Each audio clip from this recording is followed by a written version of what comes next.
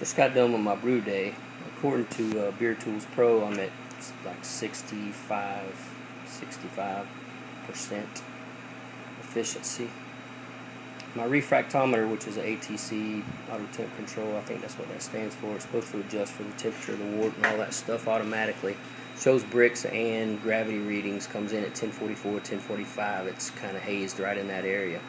My hydrometer is showing 1033 corrected in the Beer Tools Pro, both of which have been calibrated about a week ago with distilled water and both zeroed right out. So I don't know what's going on there.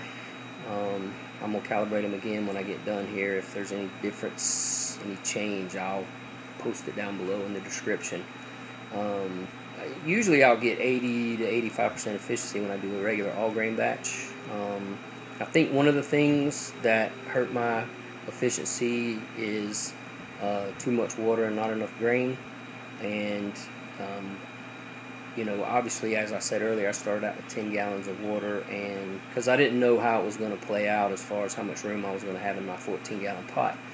So I know next time I can start out with 8 gallons if I'm only going to absorb about 7.7%, which is what it came out to be. And I actually found a thread on the internet that talked about brewing a bag efficiency, absorption being about 7% instead of 12.5% like the rule of thumb or the formula is for all grain. So, with using that, next time if I'm going to lose about a gallon, I can put 8 gallons in there, end up with 7, do a 60-minute boil, and still come out with, you know, 6 gallons when I'm done, somewhere in there, and you know, test that. I think I'll probably, you know, maybe it was my grain. I don't know. I used 9 pounds of 2-row and 2 pounds of 10L, and that was it on the grain. I did do a 90-minute boil. Trying to get the efficiency better, get the gravity up, boiling it down. You know, if I've got to do a 90-minute boil every time, and I have to do a 90-minute mash in order to get my efficiency up, you know, that's an extra hour in my brew day right there. You know, I don't know. I don't know if it's, you know, going an extra 30 minutes in a mash isn't that big deal with that setup because it'll just hold it there. But you know, I'm just playing around, just trying to see if this is something that I'd be interested in doing. It was an easy brew day, I have to say that. I mean, it was very easy, you know, dealing with all the 5-gallon batch weights and increments and all that is a breeze compared to total, you know, 22 pounds of wet grain back there to the compost pile versus, you know, 11, you know, half the weight and less water from the absorption rates. So, but, you know, I don't know.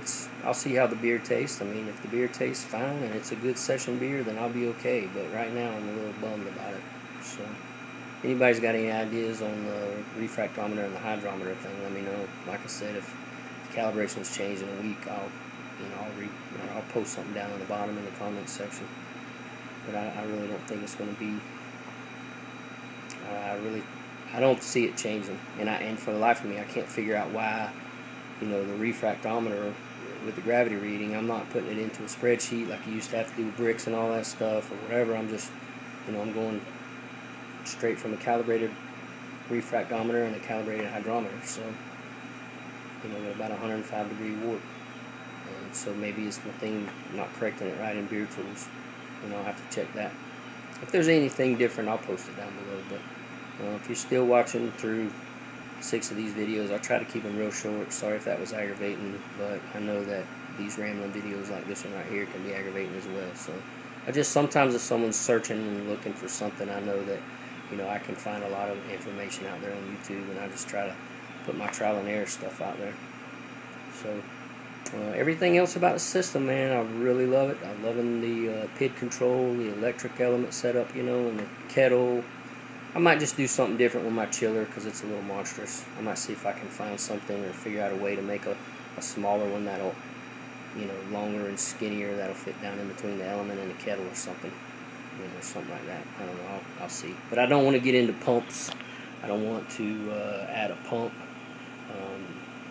You know, I'm just trying to keep it simple. That's the equipment. That's why I'm doing this brew in a bag. You know, to dump that grain bag into the compost bin and then rinse it out was a piece of cake. You know, everything about this was a piece of cake, other than the end result.